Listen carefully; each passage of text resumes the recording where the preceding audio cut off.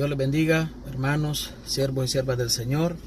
Aquí estoy otra vez para darle respuestas a ciertas preguntas que me hacen.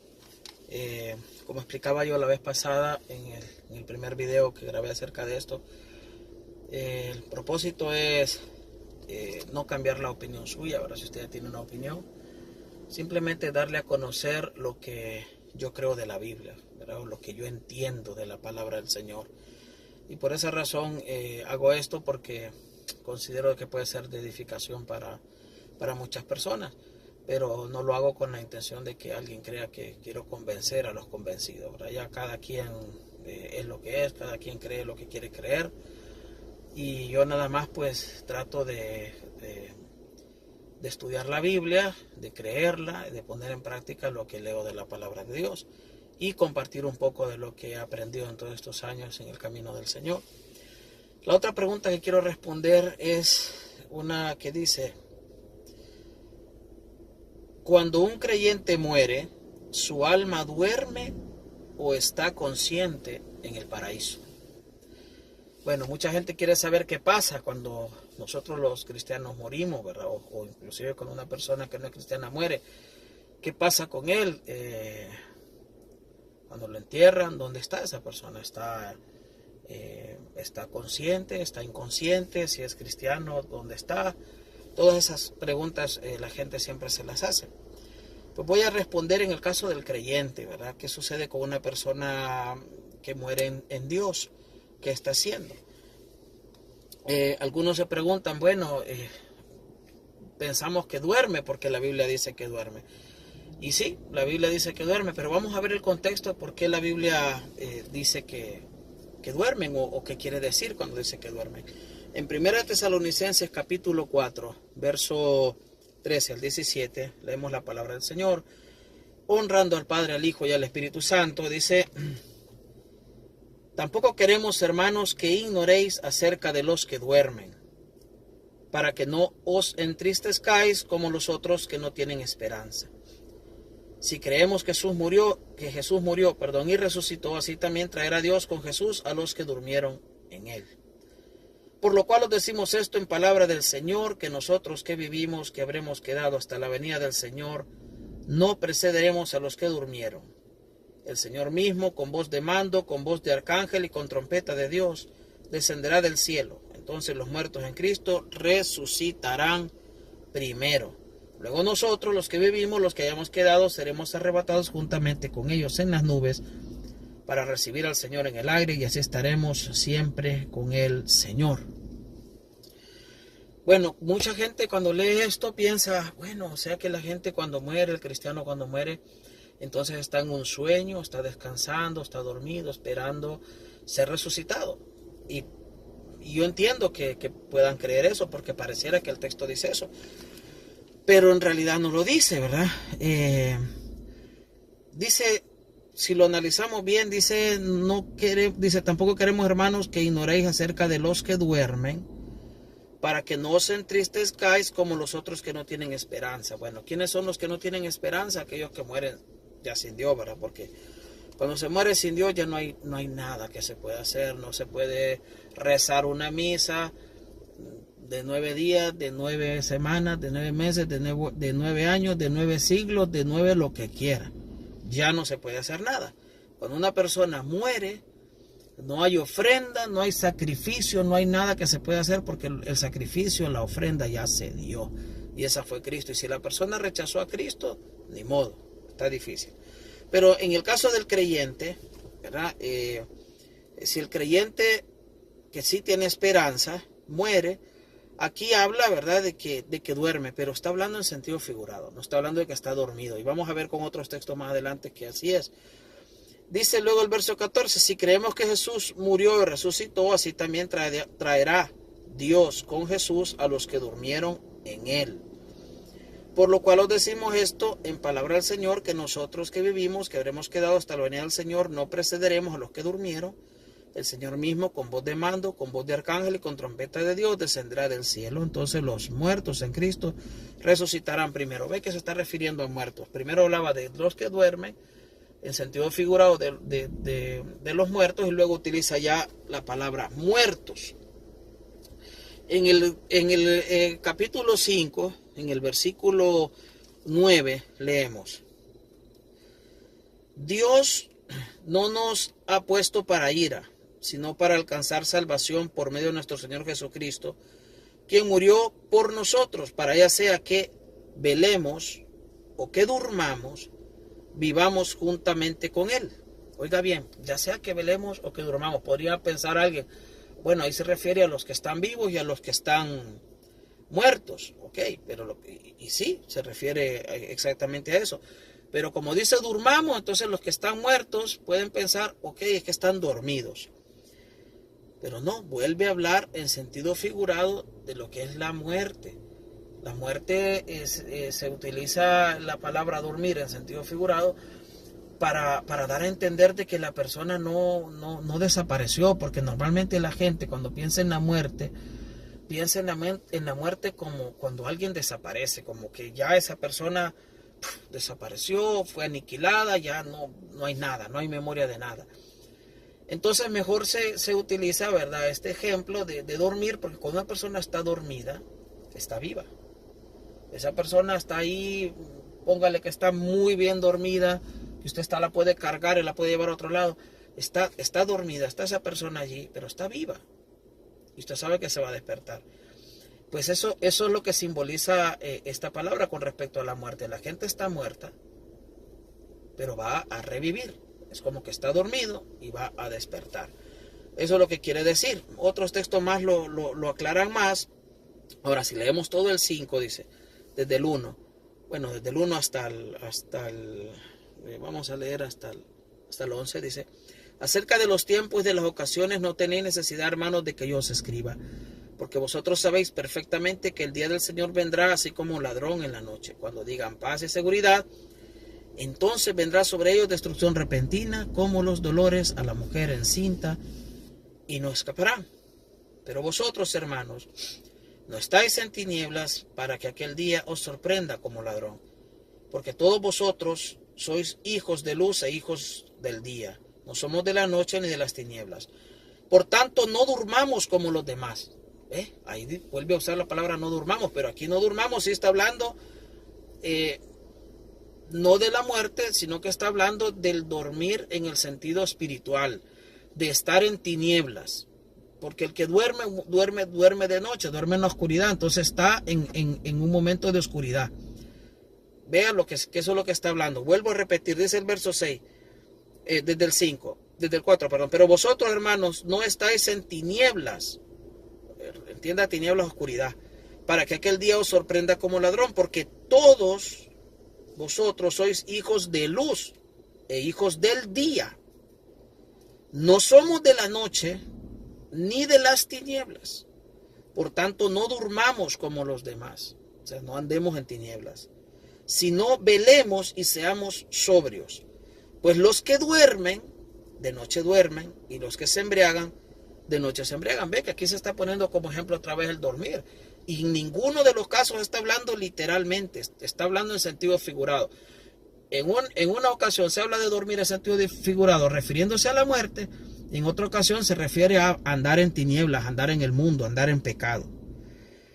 Dice el verso 8, pero nosotros que somos del día, seamos sobrios, habiéndonos vestido con la coraza de la fe y del amor y con la esperanza de salvación como yelmo o como casco.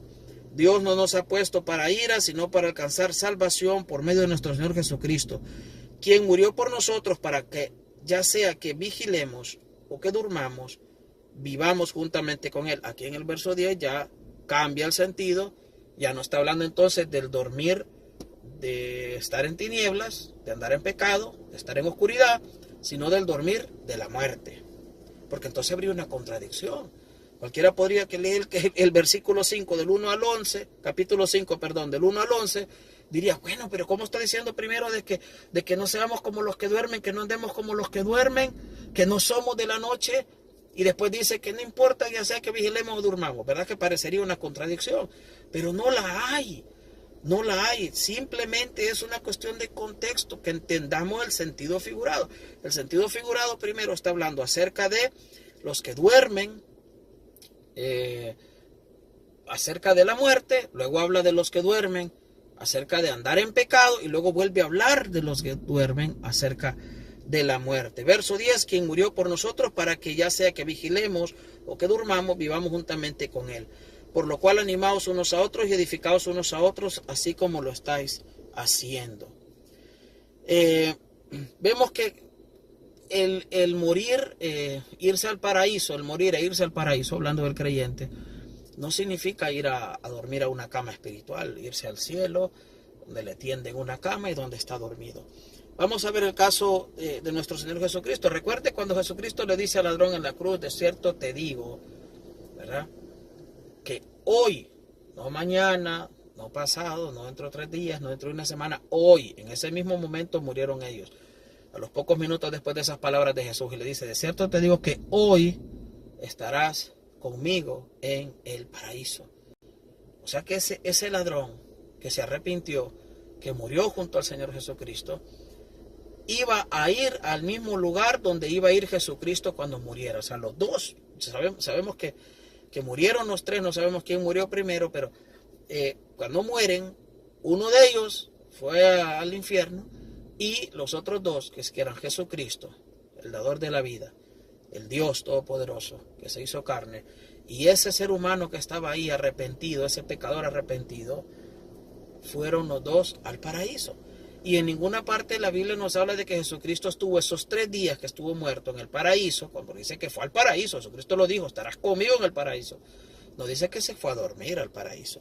Si usted lee, por ejemplo, ahí en Primera de Pedro, en el capítulo 3, vamos a ver. Primera de Pedro, capítulo 3, verso 18 al 20, dice: Asimismo, Cristo padeció una sola vez por los pecados, el justo por los injustos, para llevarnos a Dios, siendo a la verdad muerto en la carne, murió en la carne, pero vivificado en espíritu, estaba vivo en espíritu, y en espíritu fue y predicó a los espíritus encarcelados. Entonces me pregunto, bueno, si Cristo murió en la carne, pero en espíritu seguía vivo, igual que el otro, porque Jesucristo dijo que los dos iban a ir al mismo lugar. Y Jesucristo dice que se fue a predicar a los espíritus encarcelados. No se puede predicar si uno está dormido. Dice, y en espíritu, verso 19, fue y predicó a los espíritus encarcelados, los que en otro tiempo desobedecieron, cuando una vez esperaba la paciencia de Dios en los días de Noé, mientras se preparaba el arca, en la cual pocas personas, es decir, 8 fueron salvadas por agua. Entonces Jesucristo murió, fue al paraíso y no se fue a dormir.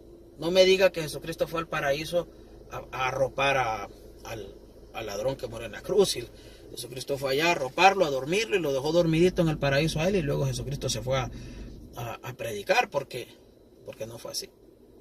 Ya eso sería ya agregarle a la Biblia lo que no está diciendo. Lo que sí entendemos es que Jesucristo estaba despierto, estaba vivo, estaba consciente. Y vamos a ver otro texto bíblico más, y le puedo mencionar así a la carrera otro.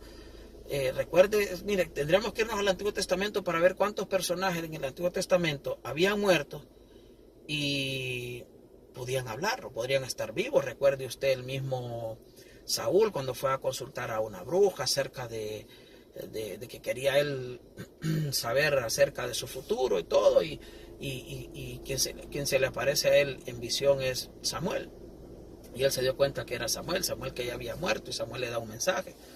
El mismo Jesucristo cuando está con Pedro y con Juan, y se le aparecen ahí a Jesucristo Moisés y Elías. Acuérdese de eso. Y no dice que era alguien que se parecía a Moisés y Elías, dice que eran ellos. Entonces la gente no está ni en el infierno ni en el paraíso dormidos. El dormir es una palabra que se utilizó para que nosotros entendiéramos, ¿verdad? Que la persona sigue viva, ¿ya? Que muere, que nosotros lo vemos con los ojitos cerrados y todo, pero está vivo. La persona está vivo. Lo que está ahí inconsciente, ya inerte, es el cuerpo, pero la persona sigue estando viva. Voy a terminar con con la cita de Lucas 16, que yo creo que es el argumento más sólido para todo esto. Lucas 16, verso 19, dice: había un hombre rico que se vestía de púrpura y de lino fino y hacía cada día banquete con esplendidez.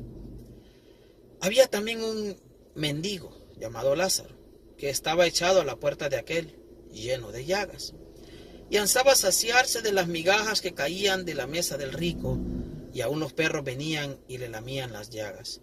Aconteció que murió el mendigo, y fue llevado por los ángeles al seno de Abraham, y murió también el rico, y fue sepultado. En el Hades alzó sus ojos, estando en tormentos, y vio de lejos a Abraham y a Lázaro en su seno. Entonces gritando dijo: Padre Abraham, ten misericordia de mí y envía a Lázaro para que moje la punta de su dedo en agua y refresque mi lengua, porque estoy atormentado en esta llama. Pero Abraham le dijo: Hijo, acuérdate que recibiste tus bienes en tu vida y Lázaro males, pero ahora este es consolado aquí y tú atormentado. Además de todo esto, una gran cima está puesta entre nosotros y vosotros, de manera que los que quieran pasar de aquí a vosotros no pueden, ni de allá pasar acá. Todos hemos leído esto. Cualquiera podría decir: bueno, pero es que ahí está hablando de que el que estaba despierto era el rico, porque estaba atormentado en la llama, en el fuego. Pero Lázaro estaba en el seno de Abraham, dormidito. Y le voy a explicar un poco qué es seno, porque hay gente que cree que seno es sobaco. No es lo mismo, seno no es sobaco, hermano. Hay gente que cree que el seno es la parte aquí donde nos ponemos el desodorante. El seno es cuando una persona está sentada, esta L que se forma entre el pecho de la persona y la pierna, y de la rodilla a la cintura, y luego esta parte del cuerpo, del tórax, a eso se le llama seno. Entonces, cuando usted, por ejemplo, chinea a uno de sus hijos, usted se sienta y pone a uno de sus hijos en sus piernas y lo abraza, a eso se refiere el seno. También el seno se refiere a aquel lugar en donde usted encuentra refugio y protección. Ahora, la frase el seno de Abraham era una frase que para los judíos significaba mucho, porque también ellos tenían una costumbre que cuando comían, recuerda que las mesas de antes no eran unas mesas altas como las que tenemos nosotros acá en Occidente. Las mesas en Oriente tienden a ser bien bajitas y la gente se sienta en el suelo. Entonces ellos se sentaban en el suelo y en el lado izquierdo ponían una especie de cojín y ponían el codo allí y se reclinaban. ¿Entiende? Entonces no se sentaban como los chinos con las piernas así cruzadas, sino se sentaban como de lado y se recostaban así, ponían su codo ahí y comían recostado. Entonces al recostarse hasta al lado izquierdo significaba que el que se recostaba así estaba en el seno del que estaba a su lado izquierdo. Entonces en una mesa siempre se le daba el privilegio de honor a aquel que estaba más cerca del que estaba en la cabeza de la mesa. Por lo tanto, el que estaba más cerca, al reclinarse hacia el lado del cabeza de la mesa, se entendía entonces que él estaba en el seno del cabeza de la mesa, de la persona más importante de la mesa. Era un puesto de honor y de privilegio. Ya de por sí estar en la mesa era un puesto de privilegio, pero el estar allí era un puesto de más privilegio. Entonces, cuando se dice el seno de Abraham, lo que está diciendo es que Lázaro estaba sentado en la mesa, Lázaro estaba disfrutando en una mesa, cuando antes en vida Lázaro deseaba sentarse en la mesa, o quizás ni tanto, por lo menos deseaba comer las migajas que caían de la mesa, aunque sea eso deseaba, comer las migajas de la mesa, y el rico comía en la gran mesa.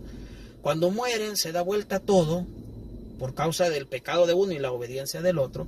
El obediente, el temeroso de Dios, fue recompensado por su vida de consagración a Dios y fue sentado a la mesa de honor, a la mesa donde está el patriarca de Israel, a la mesa de Abraham, en el seno de Abraham, o sea, el que estaba más cerca de Abraham, y por lo tanto estaba gozando de ese privilegio de comer en el banquete de los bienaventurados. Así se le llama a ese banquete de Abraham, el banquete de los bienaventurados. En cambio, el rico estaba deseando ya no solo tampoco sentarse en la mesa, sino deseaba aunque sea un poquito de agua en la punta de su lengua. Ve cómo se cambia todo. Entonces, Lázaro no podía estar dormido porque el seno de Abraham no es una cama, es una mesa. donde están comiendo, y la gente no está comiendo dormida, la gente está comiendo despierta, y están hablando, están compartiendo, se están gozando, y están muy conscientes, muy despiertos. Entonces, no puede nadie pensar de que alguien que muere en Dios está en el paraíso, durmiendo, acostado en una cama, esperando ser despertado por Dios. Bueno, hermanos, ahí me detengo ya. Yo sé que estos temas son largos. Yo los trato de hacer lo más cortito posible y espero que sea de edificación para todos. Un saludo, que el Señor me les bendiga.